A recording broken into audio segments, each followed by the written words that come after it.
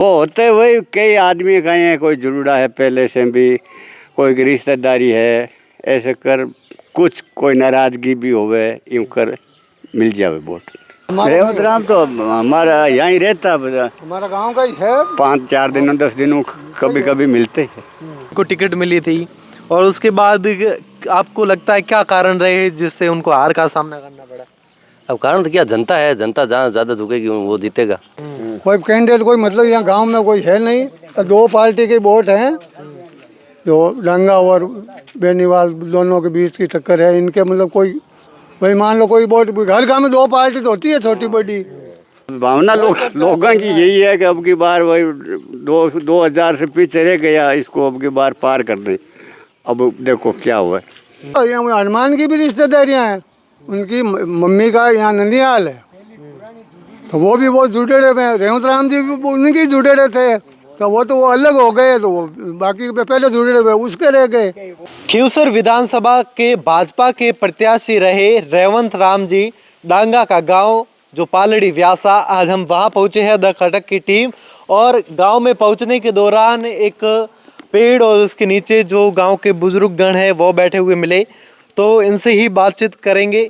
इनके कहीं के तो भाई लगते हैं और कहीं के पड़ोसी, क्योंकि जस्ट पास में ही रेवंत राम जी डांगा का जो मकान है यहीं पास में है और यहीं पे जो बुजुर्ग है वो बैठे हैं। इनसे बातचीत करेंगे कि अब जो खींवसर में उपचुनाव होने वाले हैं उनमें उनके गांव का किस तरह का माहौल है। क्योंकि बात करें वहीं हनुमान बेनीवाल जो राष्ट्रीय लोकतांत्रिक पार्टी और नागौर के सांसद, उनकी भी यहाँ पर जो है रिश्तेदारी है, तो यहाँ पर कुछ वोट है वो भी इनके गांव से ही टूटते हुए नजर आ रहे हैं। तो इनसे बातचीत करेंगे किस तरीके का माहौल है। क्या नाम है सर आपका? बुलाराम। बुलाराम जी, क्या करते हो? खेती का ही काम करते हैं। खेती का? हाँ। अच्छा, जो रेवंत राम जी आपके क्या लगते हैं? गांव के ही हैं। गांव के है, पड़ोसी है? हाँ। अच्छा, जो विधानसभा चुनाव में उनको टिकट मिली थी और उसके बाद आपको लगता है क्या कारण रहे जिससे उनको हार का सामना करना पड़ा? अब कारण तो क्या, जनता है, जनता जहाँ ज़्यादा झुकेगी वो जीतेगा। भाई जनता का फैसला है, जनता ज़्यादा वोट देगी वो जीत जाएगा, बस यही बात है। वोट और आपकी गांव की बात करें तो कितने वोट है? गांव में लगभग 600 सवा 600 वोट हैं। 600 वोट है। हाँ। और उसमें से कितने पड़े थे रेवंत राम जी को? विधानसभा में मैंने रेवंत राम जी को तो मतलब 350 लगभग 350 वोट पड़े थे। हाँ। और फिर हनुमान बेनीवाल को 124 वोट। इस गांव में से 124 वोट हनुमान बेनीवाल को मिल गए। क्या कारण रहे? कारण अब अलग अलग है, अपने अपने का कारण तो क्या बताएं सर, जिनकी भावना है लोगों की। अच्छा तो लोगों की ये भावना नहीं है कि हमारे गांव के है तो हमारे गांव का तो विकास करेंगे। नहीं वो तो है, भावना है। वो होते वही कई आदमी कहे हैं, कोई जुड़ा है पहले से भी, कोई की रिश्तेदारी है, ऐसे कर कुछ कोई नाराजगी भी होवे यूं कर मिल जावे वोट। अच्छा, तो हमें और जो उपचुनाव होने वाला है 120 वोट ऐसा मिलिया, शायद 20-25 वोट 600 वोटों में हनुमान बेनीवाल को। हाँ गिरे कितने। वो भी बड़ी बात है ना, उनके ही गांव से 120-25 वोट उनको जाना सामने वाली विपक्ष को। 480 का वोट पड़े। हाँ 500 वोट पड़ जाए। 500 के अंदर वोट पड़े, 350 उनको मिले, 100 की कांग्रेस वाले को भी मिले, कि अभिमन्यु वाले को भी मिले। 480 के ऐसे वोट पड़े, 124 वोट हनुमान को मिले।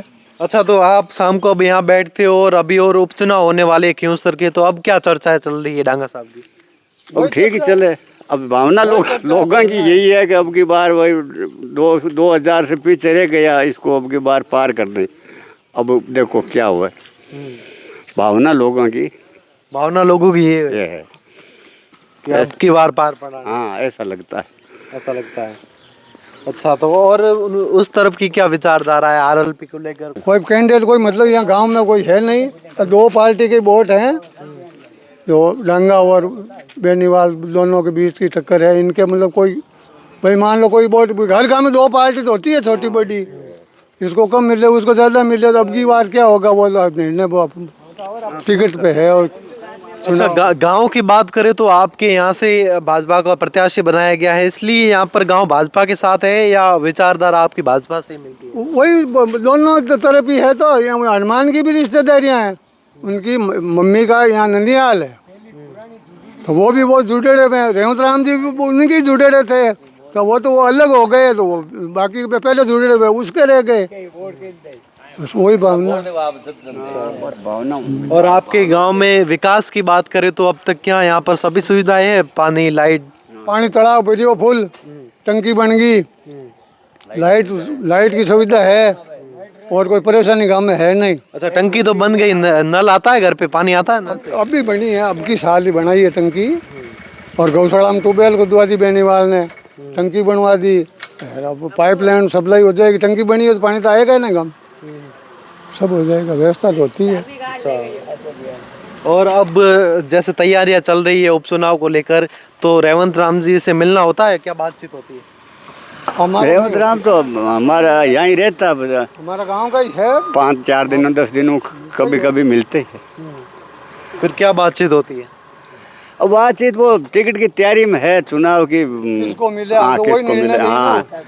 टिकट ही निर्णय नहीं है बीजेपी का, किसको निर्भर है। और कौन कैंडिडेट है जिनको मिल सकती है, और कौन से चेहरे हैं भाजपा में जो भाजपा टिकट दे? ज्योति जी है, और मेरिया जी भी आगे 2 बार चुनाव लड़े हुए हैं, वो भी दावेदारी कर रहे हैं। अच्छा, 2-3 और नाम सामने आ रही है, जैसे कानाराम की बात करें, हापूराम चौधरी की बात करें। हाँ, वो भी संघर्ष कर रहे हैं।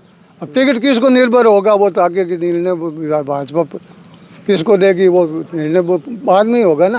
अच्छा, जैसे मानो कि आपके यहाँ से टिकट नहीं मिलती है और किसी प्रत्याशी को, और किसी को मिल जाती है, तो आप भारी होगा, तो आपका गांव किस साइड रहेगा? तो हनुमान का पलड़ा भारी होगा।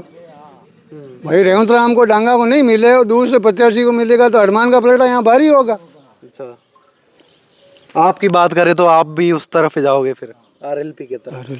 पलड़ा भारी होगा तो। और भी लोग हैं हमारे साथ, उनसे भी बातचीत करेंगे। आपका क्या नाम है? राधा किशन।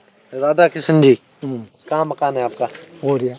वो सामने। अच्छा, आप तो पड़ोसी हो, 500? हाँ, पड़ोसी। और तो जो लोग बीते विधानसभा चुनाव की बात करें तो आपको क्या लगता है, क्या कारण रही जिससे राम जी को हार का सामना करना पड़ा? सामना तो पब्लिक जाने, पब्लिक आप ही हो, आप ही ग्रामीण, आप ही पब्लिक। अब मांगे रेवंत राम का टिकट नहीं मिलेगा ना, तो हनुमान के ज्यादा मिलेगा यहाँ गाँव में वोट। भाई ये पहले का जुड़ा हुआ है। और 200 को टिकट मिलेगा तो ये पादरी के अंदर वोट नहीं मिलेगा 200। ये तो गांव का है ना, इसलिए इसको वोट मिलता है।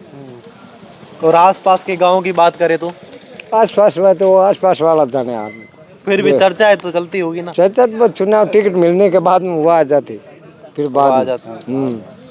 अच्छा, पहली बार लंबा चौड़ा। अच्छा, जैसे आपके यहाँ से रेवंत राम जी डांगा को टिकट मिल जाती है और वो जीत भी जाते हो, तो आपके गांव के लिए क्या काम ऐसे है जो सबसे पहले उनको करवाने चाहिए? अब गांव का गांव वाला जाने कभी भी नहीं दास भी ध्यान में। आप भी गांव वाला हूँ? गांव वाला कहना कहीं नहीं हुए, कहीं हुए हड़का रे जम तो टूटा रो पानी पीड़ी बट कौन कुना काम करे।